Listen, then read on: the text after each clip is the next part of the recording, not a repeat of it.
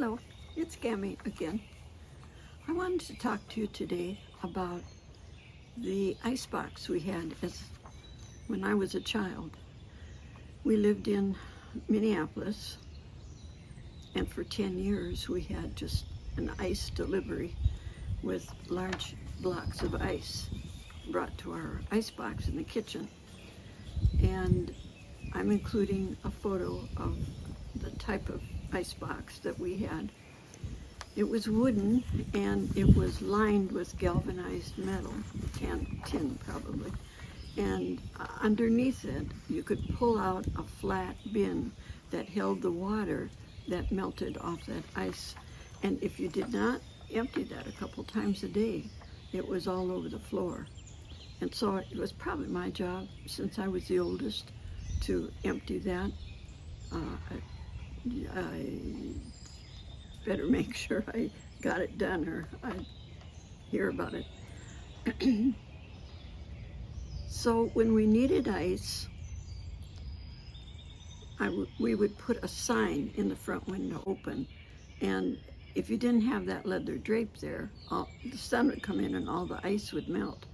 And when he chipped off the size of the block that we requested with the sign in our window, when he brought it into the house in these huge tongs and put it over his shoulder, and he had a leather apron on, and all the kids on the block would run to the back of the truck and swipe some ice chips off the back of the truck.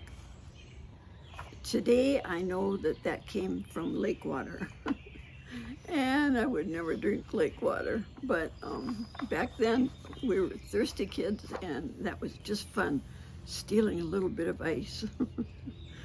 I also have a photo here of some of the men that were cutting the ice out of the lake, and I'm told that my maternal great-grandfather, I'm told that my maternal grandfather was one of the men that had the chore of cutting that ice.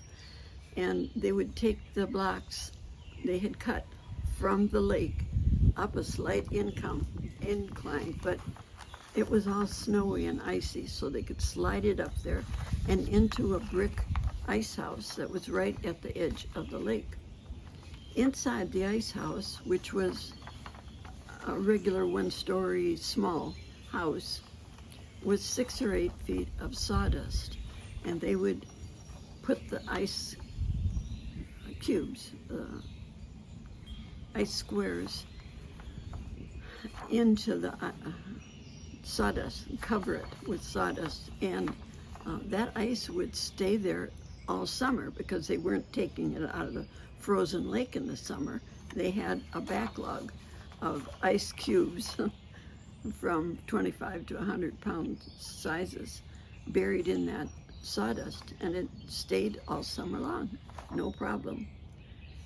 In the winter, we didn't need ice delivery because there weren't that many perishables, and at least for our house. And my mother always just put them out in a snowbank, and they kept very well. We had a lot of snow. It was Minnesota. Sometimes it would get 20, 30 below, and so that snow stayed good and cold and would keep whatever we put there. I don't remember the items. I do remember butter was rationed. Nobody could get butter. And this was before margarine was invented. And so when we had it, we used lard to put on our bread. And that was a substitute for butter in those days, at least at our house.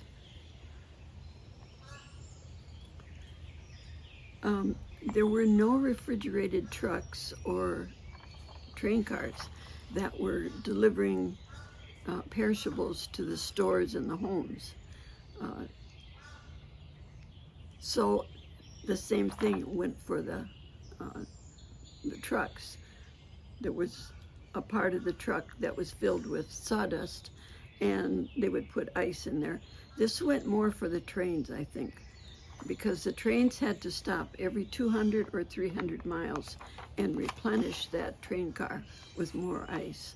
And that was the way they shipped perishables that went to the grocery stores in those days. We moved from that city house after 10 years, from 1940 to 1950. And in 1950, our country house did not have ice delivery. And so we had to purchase a refrigerator. It was not electric. We did have electricity in the house, but the refrigerator was, the name of the company was Servel, S-E-R-V-E-L. And it was powered by propane gas. And we had a big propane gas tank out in the yard, and the line ran into the kitchen. I don't remember that, well, it might have been furnishing our cook stove with gas and maybe the hot water heater. But we did have electric lights and some electricity to run the small appliances and my dad's wood saw and things. So, but that was the way we lived back then, and everybody did. It worked just fine. I could do it again today. I know it sounds odd to you, but I wanted to share that with you. Catch you later.